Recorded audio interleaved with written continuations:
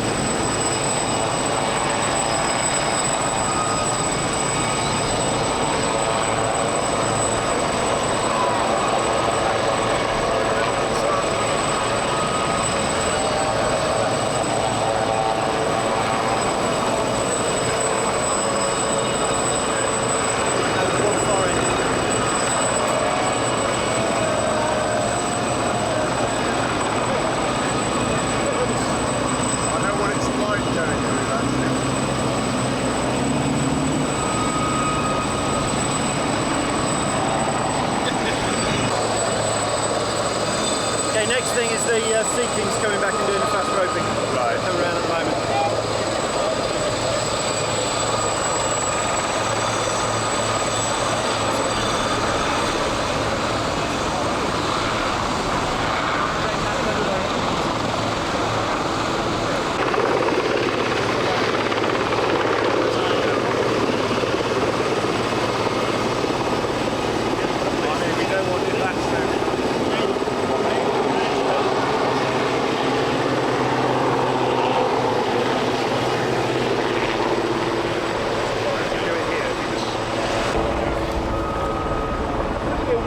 Message that you want to send with this display today? Well, I think it brings home to everybody who's watching, and of course it'll be reported widely just how serious the British commitment to this country is.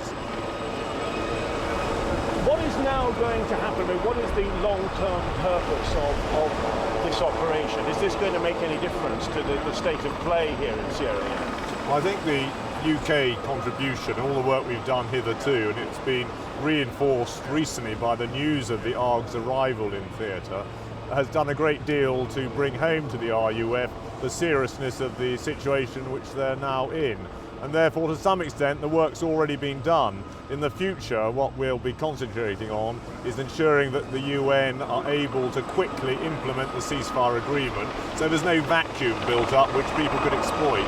British troops were in action here not very long ago. Are your men prepared for that again? Would they be ready to respond if the situation arises? Whilst it isn't our intention that it should arise, as in May, June and again during July, it's very clear to everyone in the force that if the situation warrants it, they have very robust rules of engagement to allow them to respond. One last question about the reaction that you get locally. We've got a lot of people out here today. There's some controversy at home, obviously, about the scale of our involvement, whether we should continue here. What is the feeling on the ground towards British troops now? What sort of feedback do you get from the people of Sierra Leone? Well, there's certainly no controversy here. Nothing but delight, both from the government, but more importantly, perhaps from all the people. And I think on the part of the British forces here, we all find it very rewarding. Okay, thanks.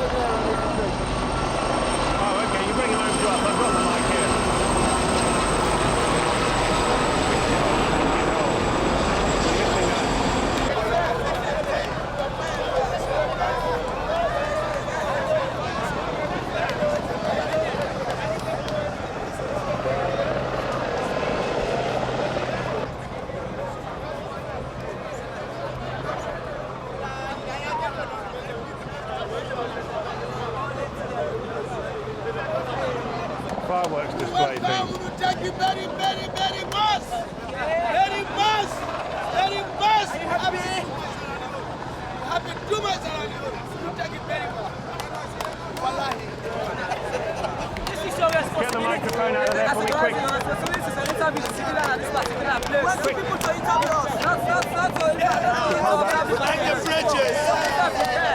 Just plug this. Why are you so happy? You happy to see us? Happy to the British and the United Nations.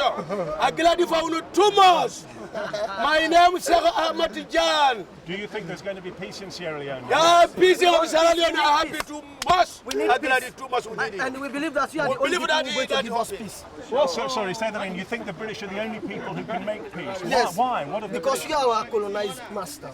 And we want peace. And we are the only people who want to give us peace in this land. We don't want United Nations this, that. We want you people to fight for us, finish this war. And we want you people, we the civilians in Sierra Leone, we want you people to finish this war. But what is wrong with the United Nations? They've got thousands of soldiers here. No, because thousands of soldiers, but they can do nothing. But they are just sitting there now to eat money, doing this. We're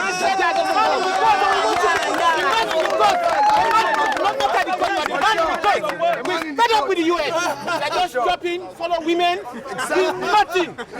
You're fed up with the UN? We're fed up with it. We believe in English. We believe in English. We're fed up. Just eating, sexy women for nothing. We need British.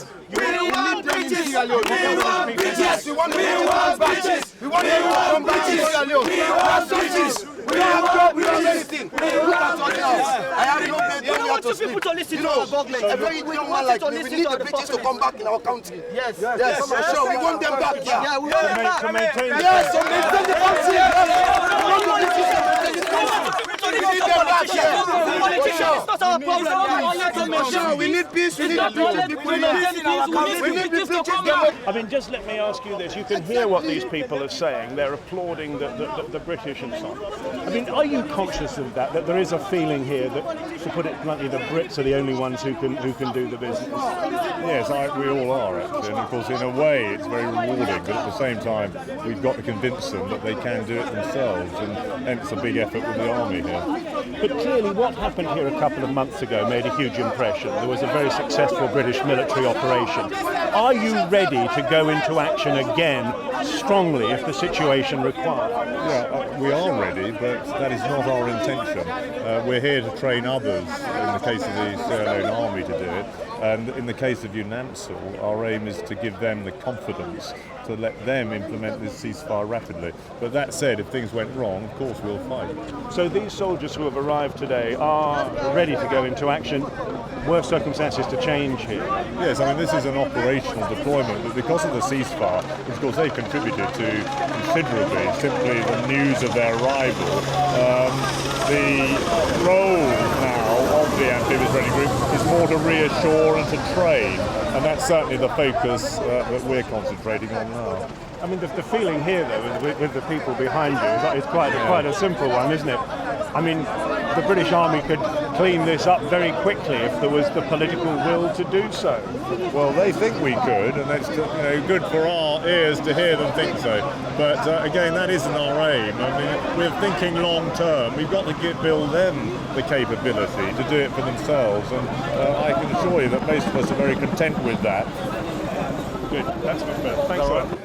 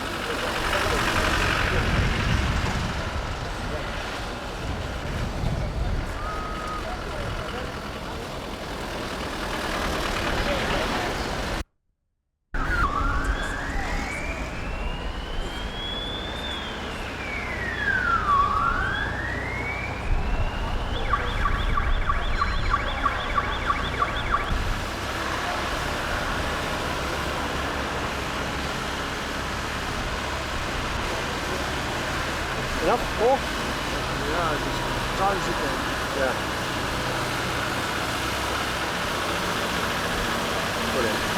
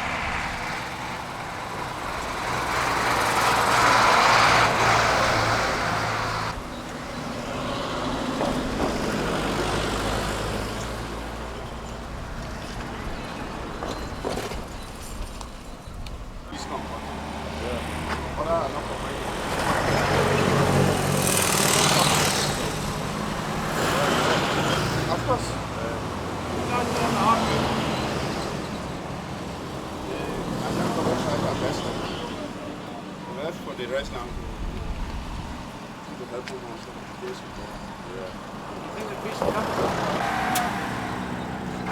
Tony Blair was? Yes, that way is okay.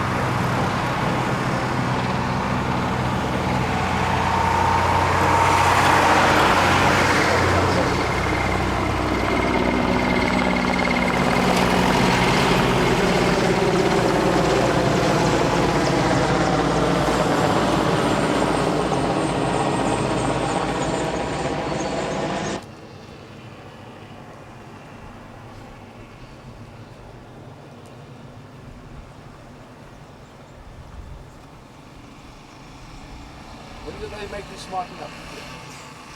When did they change the roadblocks? Yeah.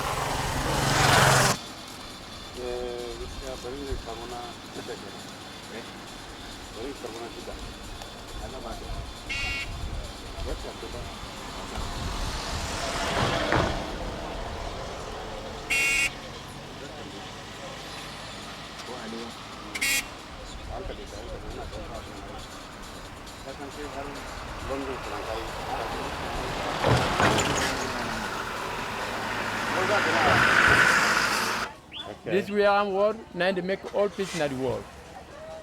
And for kill you border cutting hand, not to kill we find at all. What about the how things are going here? The United Nations helping? Are they Yes, making our a big... United States they help we. It's very nice. Good. Because we glad for them.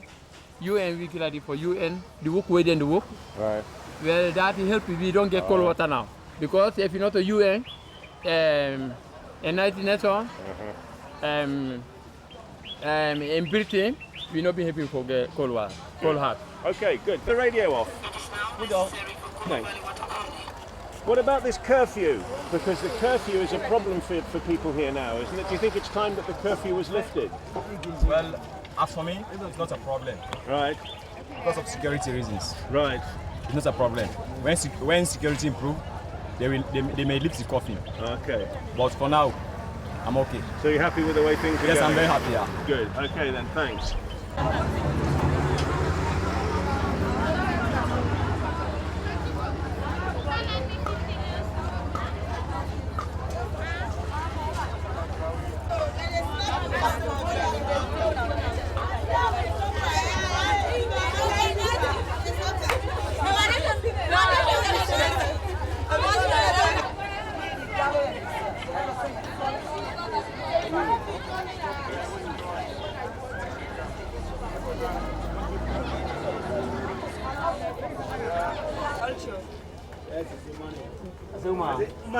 Yes.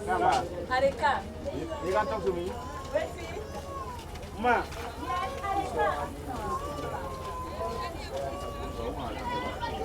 Yeah? The situation right now, no problem. What about the curfew? The curfew, The curfew, 11 o'clock curfew. 11 Is that a o'clock problem? curfew. A lot of people are very angry about the curfew, eh? No, man, the curfew, right now, I don't satisfy on the curfew at 11 o'clock.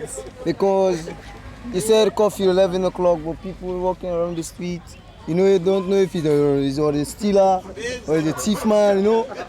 You don't know if it's the thief man, you know, people thief. Criminal walk through the night on the place. You know? Yeah. Okay. So I want you to talk something about the curfew. But there was a demonstration. There's been demonstrations about the curfew. Can we talk to these guys over here? There have been a lot of demonstrations about the curfew, haven't there? Last week, people were upset. Is the curfew necessary still? What do you think? 11 o'clock curfew. I mean, yeah. If you look at the situation, maybe it's necessary for now. Then if you look at it again, it's not necessary because there are some people who may like to be on the street up to 12 o'clock. Some up to 1, some up to 2 because this is Christmas time. Yeah. We are approaching Christmas time. Then besides that, I mean, if you think about it again, on the other hand, for the roads, you know, the thieves, it's good. But even if they are saying curfew is there, but some of us, we are not sure if there is any curfew. Because like in the western area where we are living, people can steal a lot in the night. Yeah. When there is curfew. Then how comes? A lot of people we talked to yesterday were very upset by the United Nations. All the troops, they thought that was a waste of time now? What do you guys think about the UN? Do you think they're doing any good? Are they making any difference? Yes, they are doing good. They are doing well. That one, at least, I mean, nobody can contradict UN. They are doing well for us. They are really doing well. What about you guys over here? Has anybody got any views about how things are going here? If you want, you can talk about Creole. UN. Okay. Because, yes, we always see the UN is patrol, and then the Jordanese is going around the city to look any criminalities going on. So that's why you see. So, but we have some people in here, there is idler and just pass to go in some places to kidnap some people and go inside the houses to kill people and take properties to move out. So Okay. we are not. General, there's a new ceasefire in place. Are you optimistic that this one can work where others haven't? Any cause for greater optimism than in the past? Honestly speaking, each time people ask this kind of question about would this second ceasefire work, I want to ask how many ceasefires have we had in the 9 years of Sierra Leone crisis? I think I can almost think of relatively only one that has been formally declared and which suffered a setback. When you look at crises all over the world, I always cite example of in particular when I'm talking to British journalists, I refer to them to the IRA situation in Ireland, and I always quote how many times have we gone to negotiation table, and we never stop. Do take the case of also the Middle East, where even as people are shooting at each other, they are still talking. We need to go back to the negotiation table, give it a chance, and this is why I'm saying that we must give it a chance in Sierra Leone too, to see how it goes. What will your men do now? What is the next step for you? Is it to try to reach some disarmament agreement with the RUF? I mean, what happens on the ground now? Obviously, once you sign a ceasefire, the need for both parties to sit down and work out how to enforce such a ceasefire becomes the first step. And then from there, you now put in place your monitoring team, and the response, the reports you get from your monitoring team will now go further to determine the deployment of your troops. And usually when you have conflicts and there is a ceasefire, each time you are putting a peacekeeping force, it is the agreement of both parties to have such a force in place. Therefore, you will not necessarily, you are no more seeking permission. You are only giving notice. Unlike before that, you say maybe you are seeking clearance. No, it's not an issue of clearance, but making sure that each time you want to deploy, you also want to let the other person know. Now, you know that British journalists are obviously interested in the British military. Some more British troops have arrived. The British High Commissioner has now told them to be a little less high profile. He is concerned that what happened here yesterday was maybe a little bit over the top. I mean, is that a concern that you share? Do you think it was helpful to have a big beach landing like we saw yesterday? It's subject to what it is intended to achieve. What is it aimed at? I don't know. I personally don't know. I quite appreciate it if it is for the British troops to exercise their forces, and they have chosen Sierra Leone for that purpose. I think they have achieved their objective of exercising their troops. If it is to send a message to the RAF, one can say it's double-edged. Coming at the time of the ceasefire, it will again amount to subject to interpretation to whichever party. The RUF may think of it as a deliberate attack to attempts to either kind of threaten them with a force, and while at the same time it could serve as a purpose of show of force that if they don't behave, there is a stick above them that will be brought heavily. I mean, we're told that they have let it be known that they felt it was unnecessarily belligerent, given the circumstances. That within 2 days of a ceasefire, they didn't think it was helpful to see men abseiling down from helicopters and landing on the beach. That is why I gave you my evaluation. If it is for the purpose of exercising the British troops, the aim has been achieved. If it is for the purpose of show of force, it's subject to which direction you are evaluating it. From the RAF side, they may think they are being coerced into submission. You might say, well, if you have on the government side, you say, well, yes, that serves the purpose. At least they know that there is a bigger stick hanging above them. I mean, you know that in the past, there's been some tension between the British and the United Nations. Would you yourself rather not have seen such a high level of military activity, so obviously done? I mean, for right here outside your own headquarters. As far as I'm concerned, the British presence, if it is aimed to assist the UNAMSL force, I don't know how that is serving the purpose for which it is meant.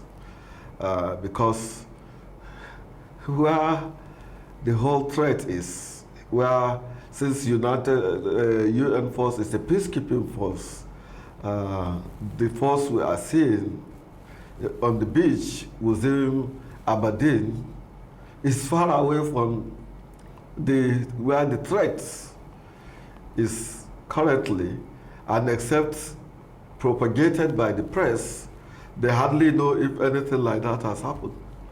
So I don't know.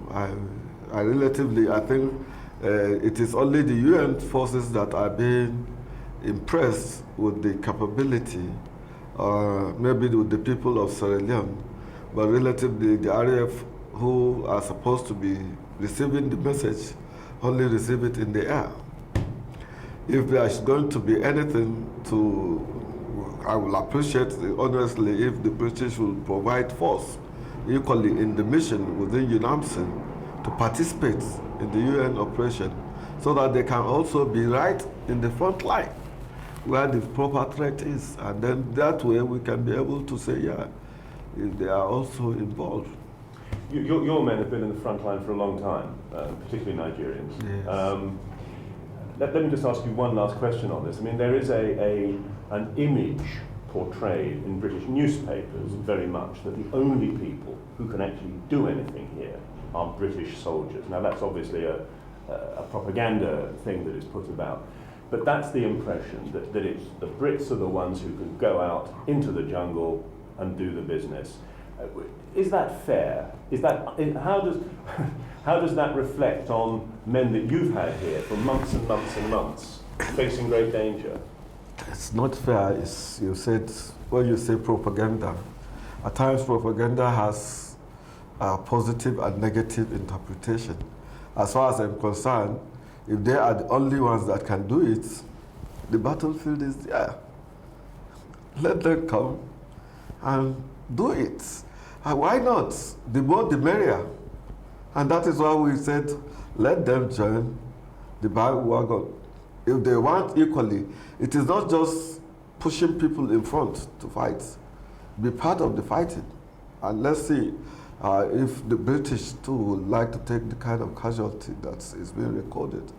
And that is why we have always advocated that armed conflict does not solve problem per se.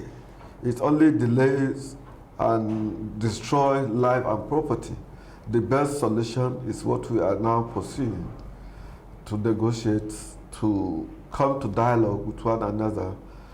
And that is the best. All over the world, this is what is being push forward towards ensuring a peaceful world of today. Let me ask you one last question, General. You're shortly going to step down in your role here. I'm not sure how long you've been here. It's quite a long time. I came in on Christmas Day, 99. 99. Has the situation changed for the better or for the worse? When you look back over that time, is peace, real peace, any nearer now than it was the day that you arrived in this office? It is. When I arrived in Sierra Leone, the kind of tension all over, the kind of security put in place all over, even including movement, is much, much reduced. Even with the violence at the border of Guinea, the RAF areas, at least there is much reduced tension all over, and everybody is craving for a ceasefire. The RAF themselves are tired of fighting. The people of Sierra Leone are yearning for peace so that they can have a life of their own. A lot of the schools in the large part of the area are closed. Children don't go to school. This effect of some of these things will be later, not now. And I think the situation here now is much, much better. And I think our ability to have established contact with the RAF to communicate and tell them the need to give this country a peace has succeeded. I will tell you, ceasefire has been in place over 3 months ago.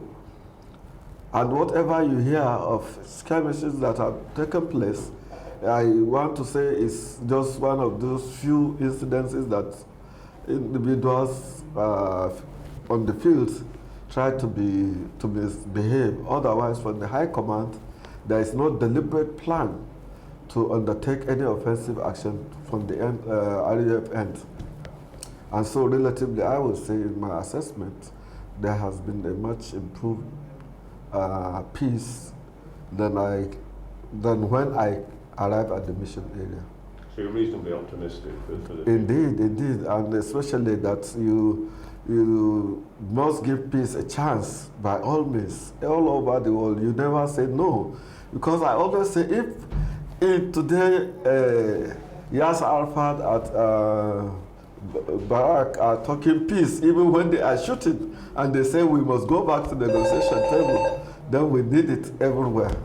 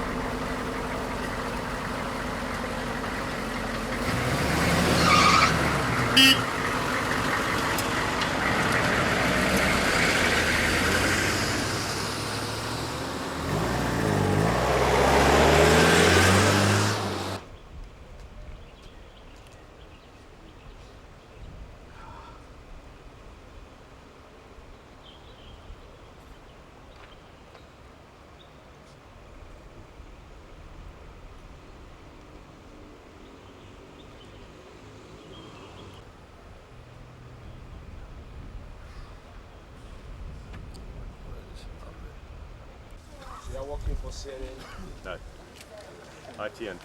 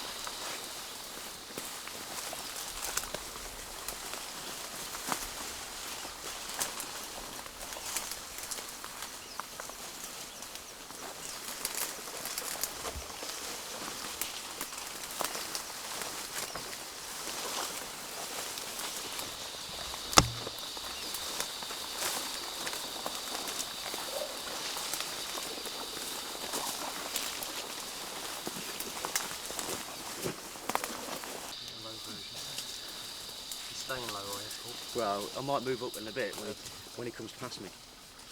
Okay, they're coming now. Oh, okay, right.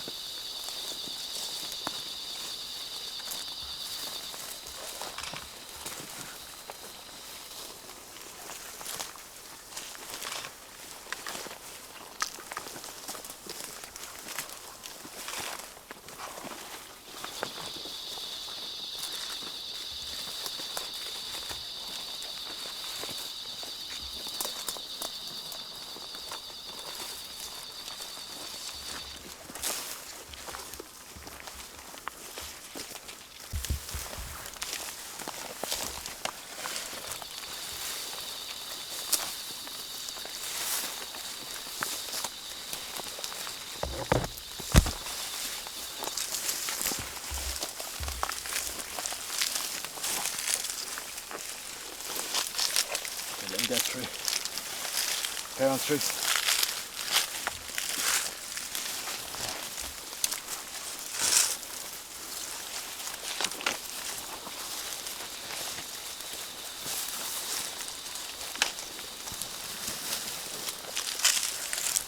Just keep still there.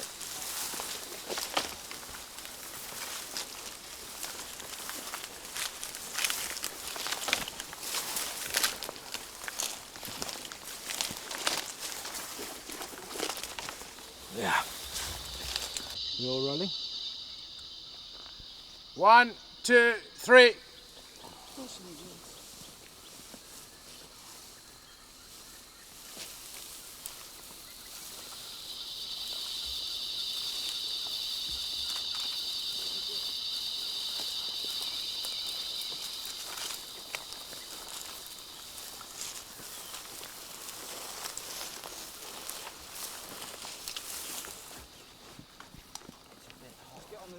Get on the Land Rover, lads, as soon as you've got your helmets.